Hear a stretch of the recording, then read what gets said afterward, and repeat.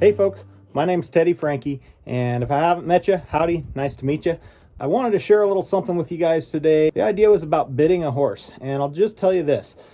There's a variety of ways that people go about bidding horses. There's some real good ways to do it. There's some not so good ways to do it. So I just wanted to share kind of how I do things and why, and oftentimes when there's controversy, it's due to lack of understanding. And so I saw somebody posted a video on Facebook that got a lot of controversy, and it was actually a pretty good way to do things. And so I just want to come on here, clarify a little bit on some of that stuff. I just want to show you guys this. This is basically it's a snaffle bit that I've cut the rings off, and it's got a thin piece of latigo leather on here. And the latigo leather has a hair side and a flesh side. And so when they treat hides, the hair side is always the smooth side, and the flesh side is always kind of the flaky side of a piece of leather.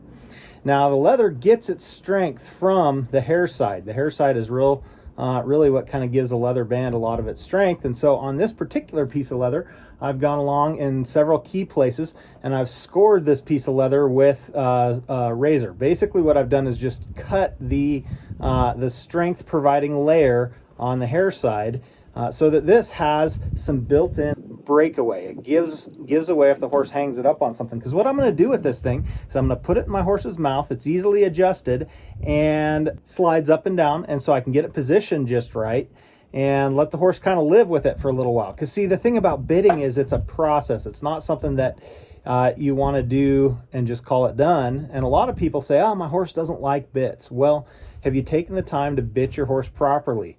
And what we're looking for, so you kind of have an idea of the end game on this, is we want the horse to be quietly holding the bit in their mouth, not the bit hanging on the headstall. We want the horse actually picking the bit up. So there's some discussion about, well, does my horse need 1 wrinkle or 2 wrinkles, or how tight should a bit be in a horse's mouth?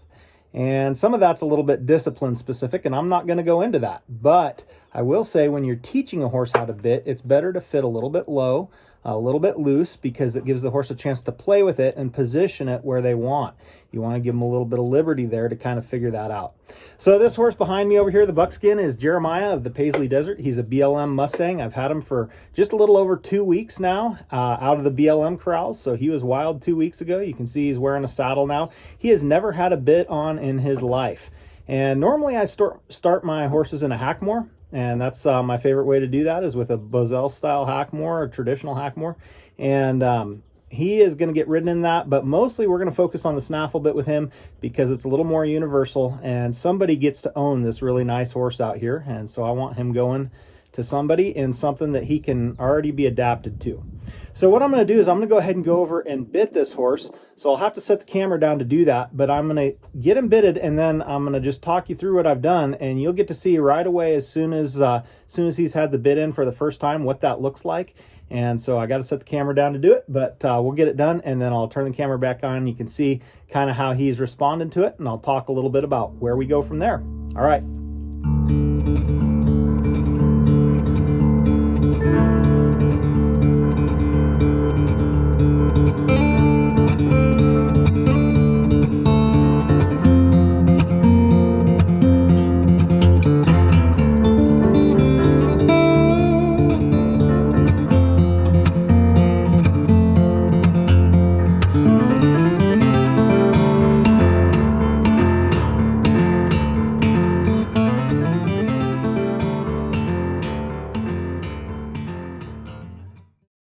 Okay, Jeremiah just got bitted.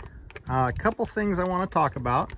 One is always untie your horse before you start working on bidding. It's a good way to get a pullback horse, or to train, I should say, to train a pullback horse, train one that likes to pull back on the rail, if you try and bid them while they're secure.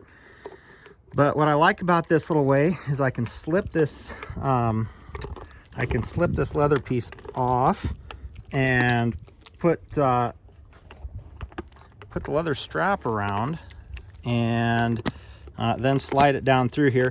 And before I leave, I'll knot this, but I am going to leave. I'm going to walk away. This horse has been standing tied a whole bunch for hours at a time, and so he's plenty used to that. This is just another thing to chew on, pun intended. So anyhow, he'll get a chance to do that. And I like leaving these horses for a long time in this bitting rig. It's pretty safe. If he hangs it up on anything, it's going to pull off of his head. It'll either stretch or break, and he can pull that leather in and out of his mouth and get some different texture there. But by and large, what I'm really trying to do is get him to just kind of be okay with this thing and settle with something in his mouth.